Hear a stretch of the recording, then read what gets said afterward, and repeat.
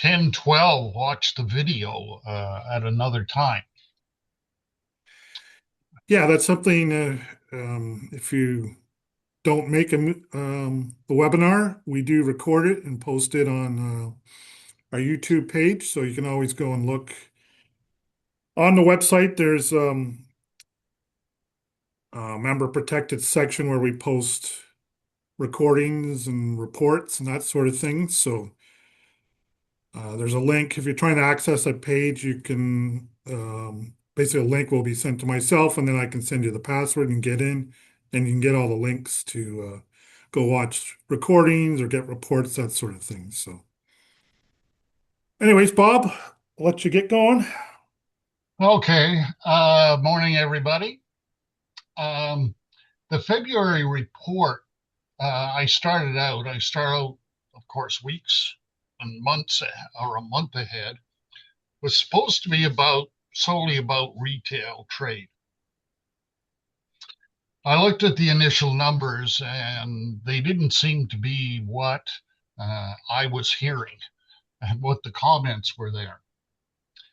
So, if reading through the report, you see ends up to be more about prices, inflation, and customer sentiment.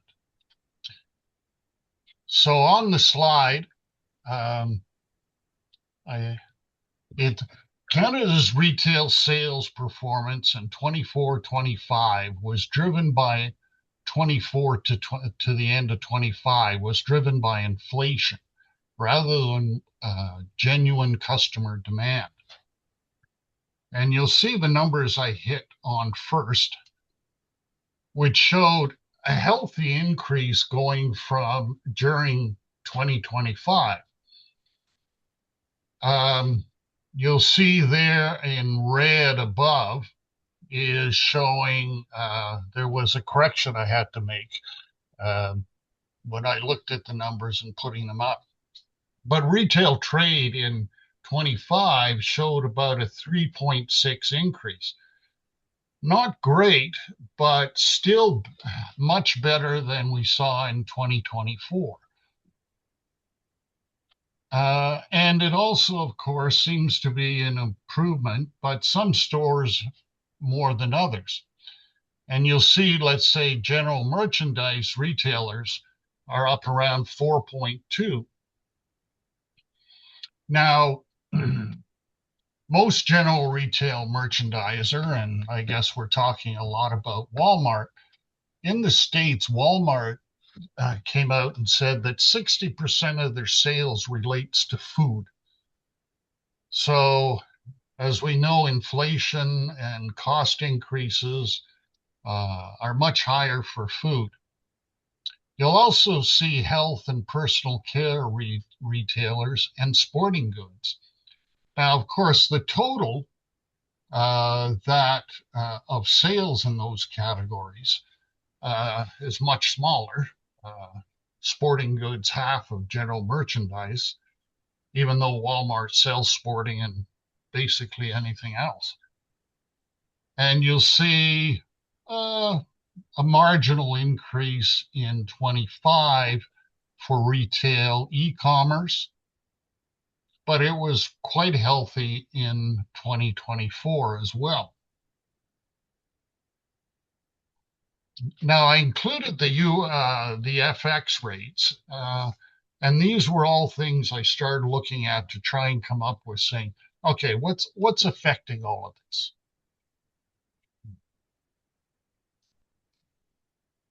Now what I've said this in the past, and look at it as really quite important. That consumer price index, and I've been dealing with this for many years, and surprised that some people who have been in a specific market didn't realize they weren't in CPI. Uh, And CPI measures how prices change over time for a fixed basket of goods and services that households typically buy. CPI is designed to measure consumers' cost of living, not wealth, investment, or business costs. Including these would distort the index away from household consumption. But it's also often easier to look at what CPI does not cover. Non-consumer or business-related items, inputs used by businesses, raw materials, wholesale goods, industrial equipment, is not included. Mortgage principal payments aren't included. Only the mortgage interest cost is included. So not only is it not included in the percentage increase, it's not included in the dollar value. So when you say 834 billion in 2025, it doesn't include wholesale goods, and it doesn't include business-related items, which is basically on the wholesale. So it's important to look and see what it is and what it isn't. Now, business costs. Mike, can I answer you? I've got this black bar up at the top. Do you see that? It kind of has things like audio, video, participants. We can't see it, Bob. That's No? only on your screen. Okay. There Good. should be 3 dots that you can just click and it will go away for you if it's in the way. Stop, break room, spotlight.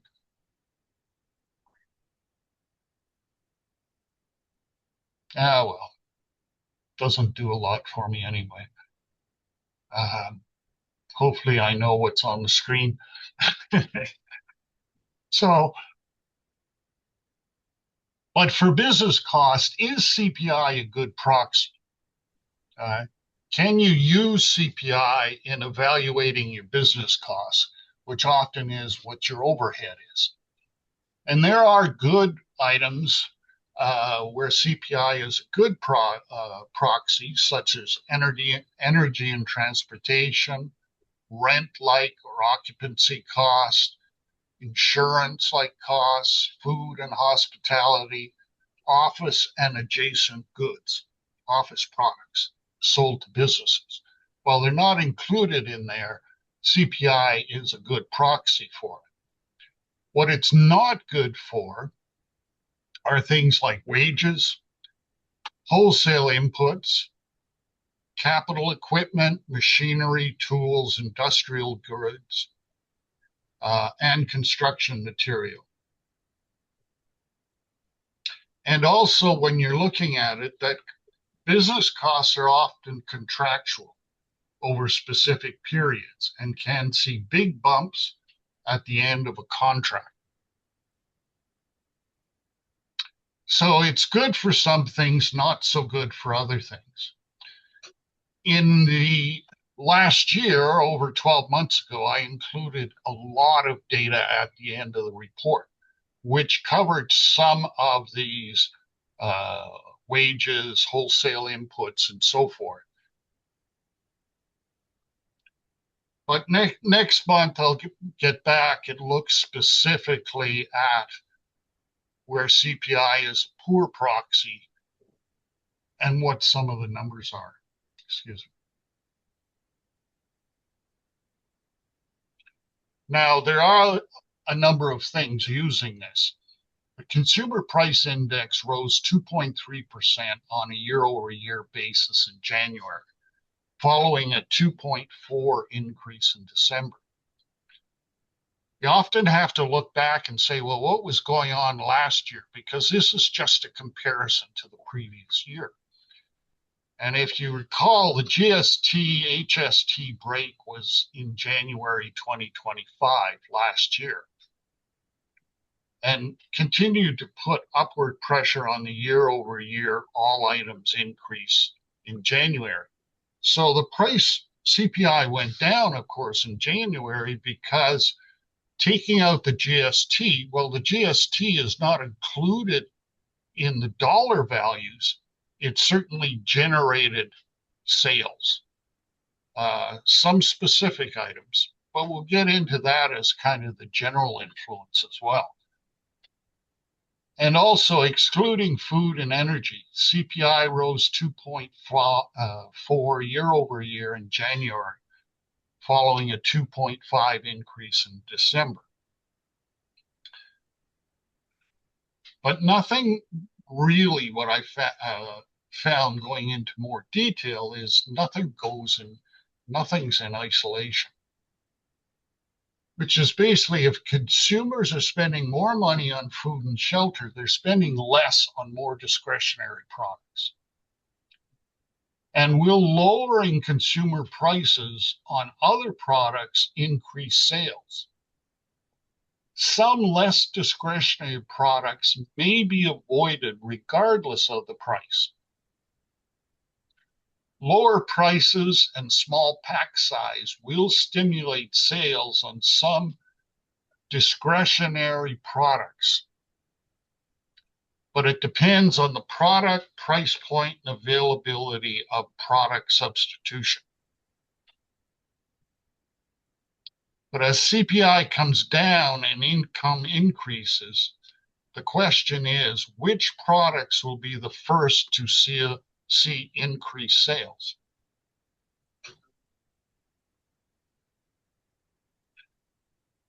Now, in the report, I go into other details looking at different things that may have impacted pricing and so forth.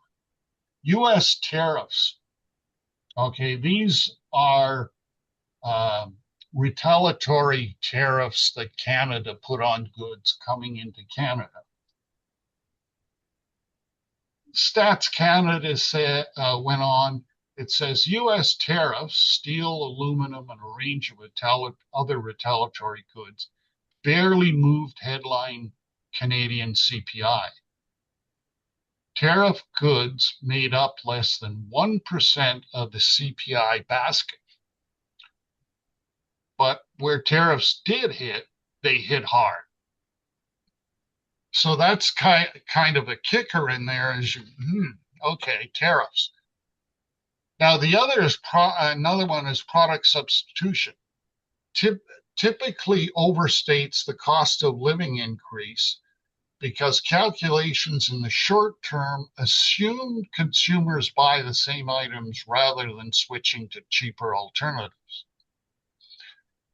Estimated substitution bias in Canada is about 0.25 to 0.3 percentage points. What it says, basically saying, is CPI on a month-to-month basis doesn't account for product substitution. While CPI is an index and volumes are important, it's impossible to recalculate based on current volumes. So if you're looking at a 2.4 CPI is probably, and they go back, Stats Canada goes back and recap, probably closer to 2 than it is 2.4. Foreign exchange rates. Bank of Canada notes that this effect is real, but not overwhelming. Research also showed that exchange rate changes often have a weaker effect on consumer price than people expect.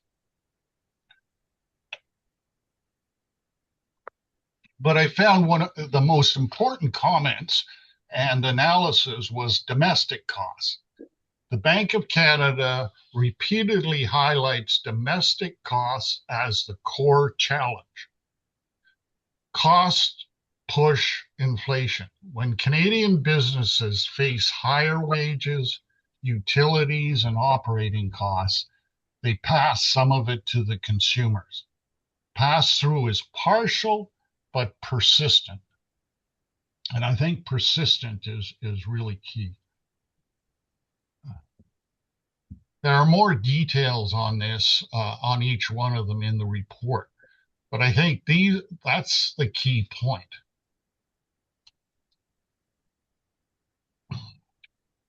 So we're talking domestic costs and we're talking indirect costs to businesses, or what is often called overhead.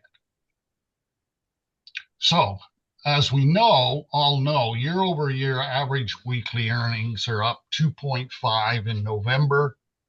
We'll be getting new numbers, particularly next month. I'll be putting in more details, and I should have the full year.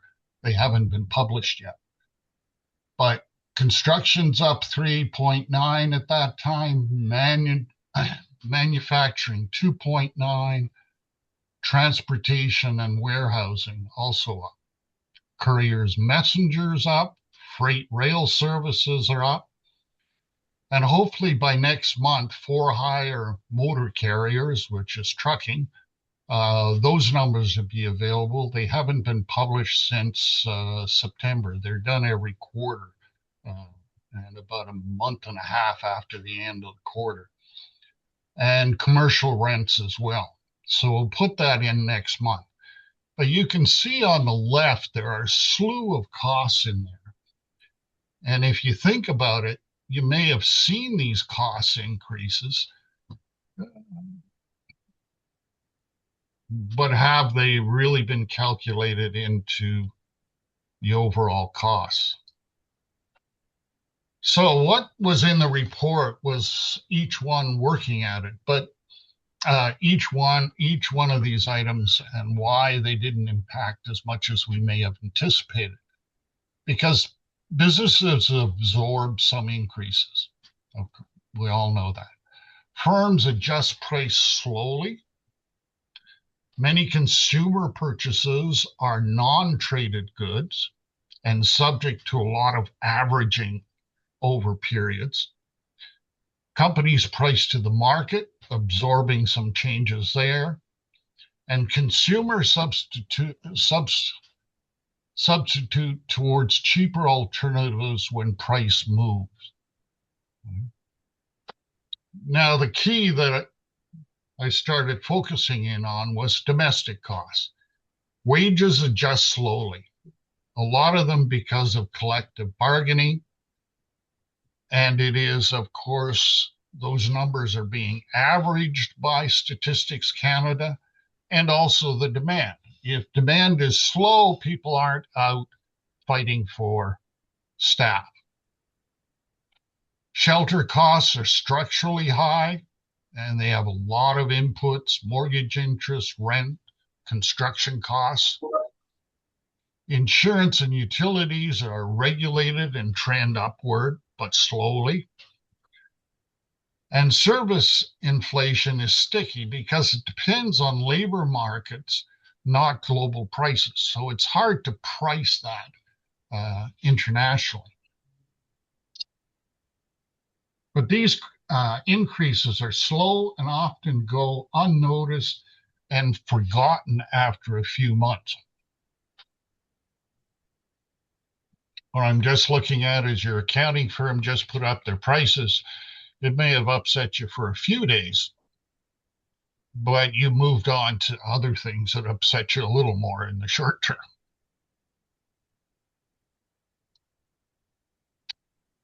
Going back to August, in the monthly business report in August,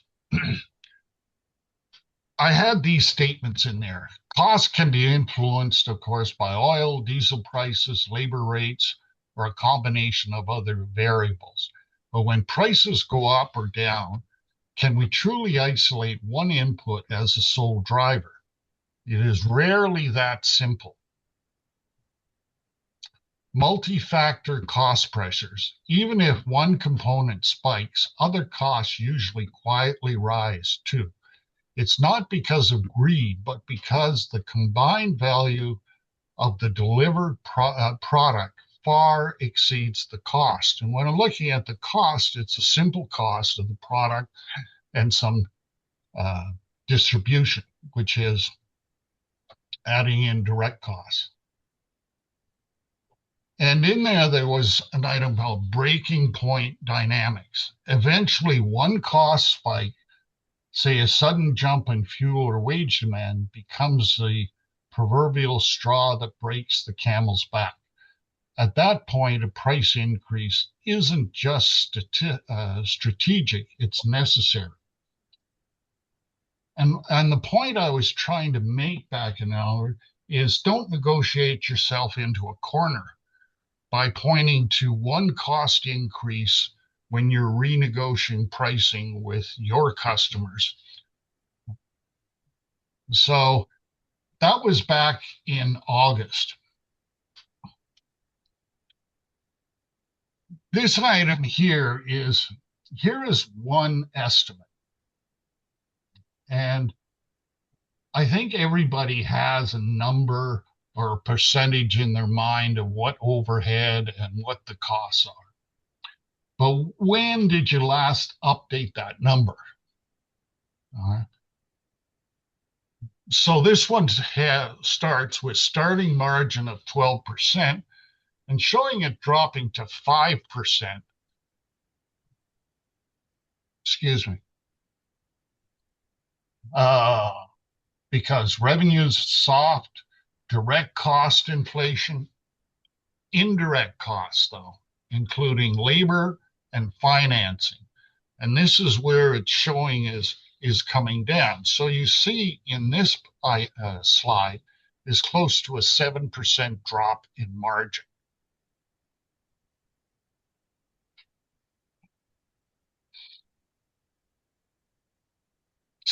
Very, very significant. Now, some may ask, why did I include detailed CPI in the report? Well, what I was looking for in there is how good a proxy is CPI for some business costs. And what you look at it is a fairly good proxy for a number of things: telephone services, cell costs, postal, internet, other digital economy services, where you're buying purchases over the internet, digital purchases, software subscription, and so forth. But you're also looking at where it comes down. You have stationery in there, plastic and aluminum foil supplies, which may be in packaging and so forth. Now, it may not be the same percentage or dollar value, but it's heading in the same direction. CPI may lead the way, but business costs are slowly following.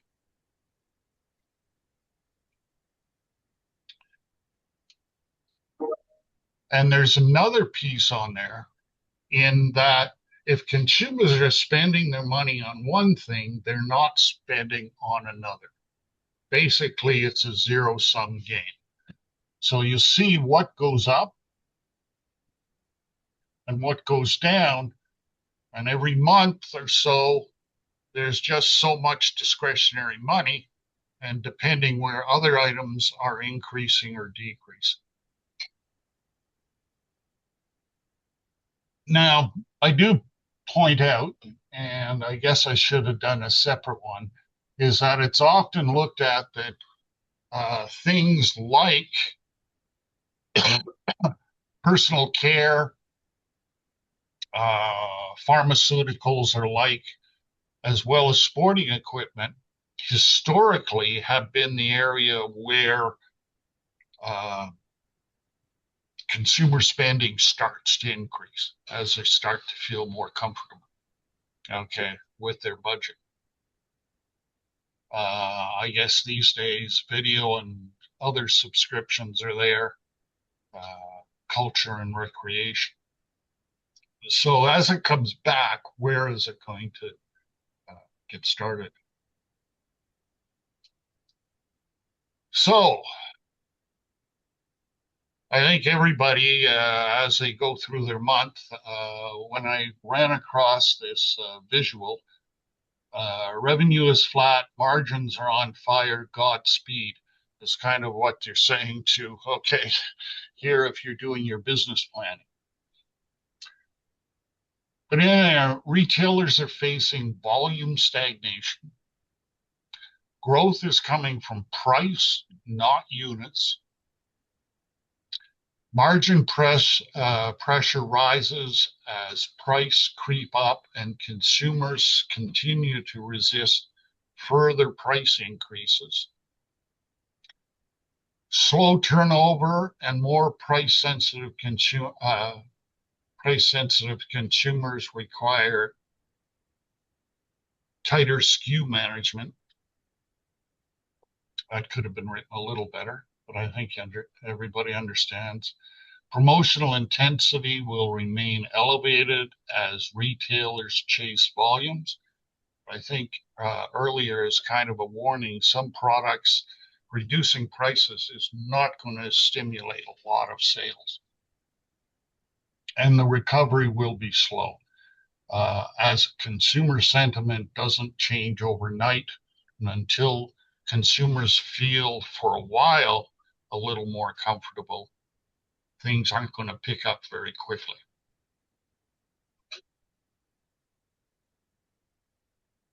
So that's basically the essence of what I was going through on the monthly report, and kind of asking people to take a look at their overhead costs and so forth, because those have been creeping up just as fast.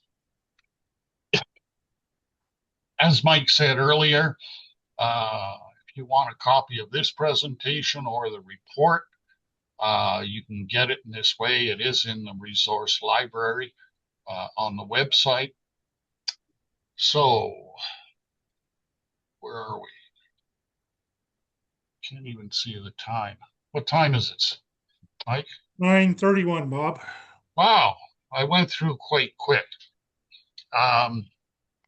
So, any questions? I will, as I said, get into more detail on overhead costs and what the numbers read through 2025.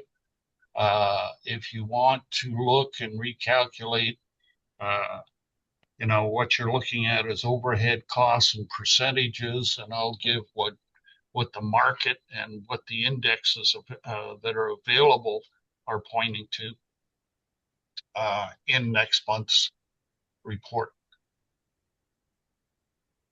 So, any questions, comments?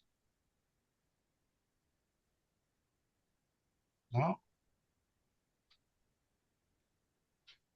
Michael? You've either confused everyone or you've answered all their questions. So I think Sophie has a question. Not a question. It was an applause. Great work. Oh, that's what that is. Yeah. No, it's